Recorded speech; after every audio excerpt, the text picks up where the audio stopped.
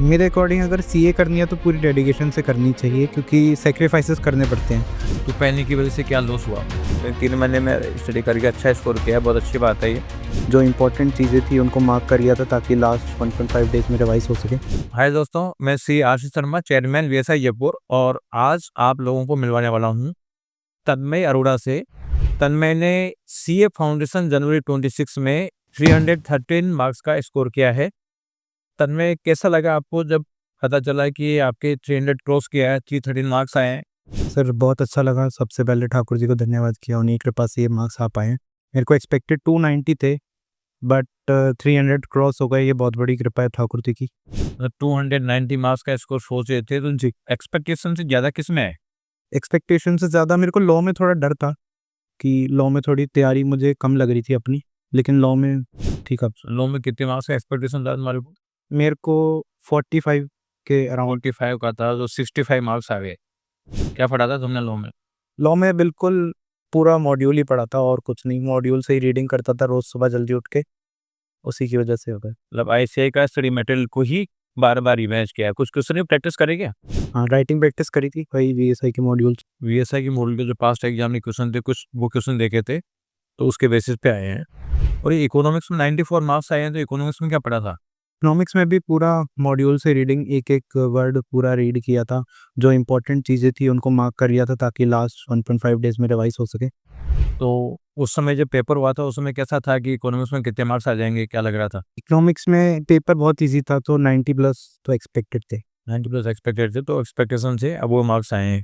Yeah. और QA में 80 marks आए हैं, तो एक्सपेक्टेशन के अकॉर्डिंगली है, ज़्यादा है? मेरे अकॉर्डिंग क्यूए में एक्सपेक्टेड ही थे 80 तो, क्योंकि क्यूए का एग्ज़ाम भी बहुत ईजी था। क्यू का एग्जाम भी था। अच्छा बताओ, जब तुम सीए फील्ड में आए होंगे तो उस समय लोगों ने डराया नहीं क्या कि सीए बहुत टफ है और होना बहुत मुश्किल है? कुछ ऐसा बताया लोगों ने? हाँ, मतलब मैंने एक तो लेट जॉइन करा था तो मेरे को सबने बोला था कि तू पहली लेट है, टाइम कम है, लेकिन पास भी हो पाएगा कि नहीं हो पाएगा? हाँ, मतलब डाउट था। तो कब ज्वाइन किया था? मैंने सितंबर से। सितंबर से ज्वाइन किया था, तो मतलब अक्टूबर, नवंबर, दिसंबर 3 महीने का टाइम मिला पढ़ने के लिए। यस। लेकिन 3 महीने में स्टडी करके अच्छा स्कोर किया, बहुत अच्छी बात है ये। अच्छा, यहाँ पे जब क्लासेस चल रही थी उस समय क्या शेड्यूल रहता था आपका स्टडी करने का? वैशाली नगर ब्रांच से मैंने क्लासेस ली थी, वो 7:30 से क्लासेस स्टार्ट होती थी और 3 पीएम तक होती थी क्योंकि लेट बैच था वो, तो ज़्यादा देर क्लासेस होती थी और टाइम पे सिलेबस हो गया था। टाइम पे सिलेबस हो गया था, तो उसके बाद जब यहाँ जब पढ़ते थे तो उसको घर पे जाके रिवीजन करते थे, या मतलब? हाँ, घर पे जाके मतलब जो भी काम वहाँ पे मिलता था वो घर पे जाके कर लेता था, मोस्ट ऑफ द सब्जेक्ट्स का। लॉ में कभी-कभी नहीं हो पाता था, लेकिन बाकी सब्जेक्ट्स में तो ज़्यादा था। अच्छा, तो फिर लो का बैकलॉग कब करते थे?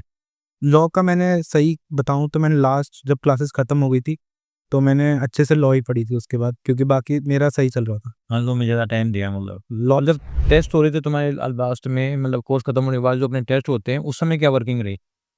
टेस्ट, एक तो टेस्ट बहुत ज़्यादा हेल्पफुल थे। टेस्ट की वजह से बहुत ज़्यादा कॉन्फिडेंस आता था, वही जो टेस्ट का होता था वही पढ़ के जाता था लास्ट।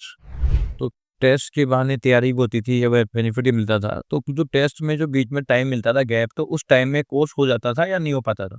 हाँ, हो जाता था, आसानी से हो जाता था क्योंकि वो टाइम एक तो कम होता जा रहा था, तो आदत पड़ गई थी जल्दी-जल्दी रिवाइज़ वगैरह करने की, बाकी चीज़ें भी मार्क कर रखी थी, तो लास्ट में रिवाइज़ करनी है। अच्छा, और जब एग्जाम का टाइम चल रहा था, उस एग्जाम के टाइम में क्या कैसा रहा? एग्ज़ाम के टाइम में फर्स्ट एग्ज़ाम में मैंने थोड़ा पैनिक कर दिया था क्योंकि पहली बार सीए दे रहा था, थोड़ा पैनिक कर दिया था, लेकिन बाकी सारे एग्ज़ाम में सही कॉन्फिडेंस के साथ गया था। तो पहले की वजह से क्या लॉस हुआ? पैनिक की वजह से अकाउंट्स में मेरे 74 मार्क्स आए हैं। मेरे को एक्सपेक्टेड था क्योंकि एग्ज़ाम बहुत ज़्यादा ईज़ी था, तो 80 प्लस आने चाहिए थे, लेकिन वही पैनिक की वजह से थोड़ा। फाइनेंस का थोड़ा लॉस हो गया उसमें। जी।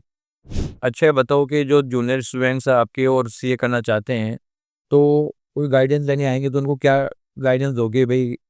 क्या पढ़ना है, मैट्रिक क्या पढ़ना है, सीए करना है भी या नहीं करना है? ठीक है ना? क्या फीलिंग है आपकी इस बारे में, मतलब बच्चों को क्या राय दोगे? मेरे अकॉर्डिंग अगर सीए करनी है तो पूरी डेडिकेशन से करनी चाहिए क्योंकि सैक्रिफाइसेस करने पड़ते हैं। ये जो सोशल मीडिया ऐप्स वगैरह है इनसे बिल्कुल दूर हो जाना पड़ता है और वही आईसीएआई का स्टडी मटेरियल फॉलो करो, हो जाएगा। अपने ऊपर कॉन्फिडेंस होना चाहिए बस। यार सोशल मीडिया में तो बहुत गाइडेंस मिलते रहते हैं कि ऐसे करो, ऐसे करो, ऐसे करो, तो फिर नहीं, वो क्या सीखने को मिलेगा?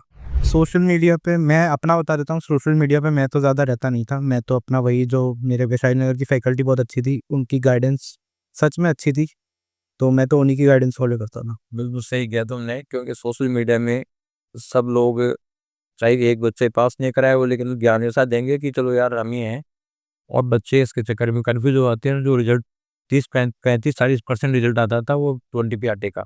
ये सारा का सारा सोशल मीडिया का कमाल है। तुमने सोशल मीडिया पे नहीं रहे, ये मान लो कि उसकी वजह से 313 मार्क्स आए हैं। अगर वो रहते तो हो सकता है 213 मार्क्स आते।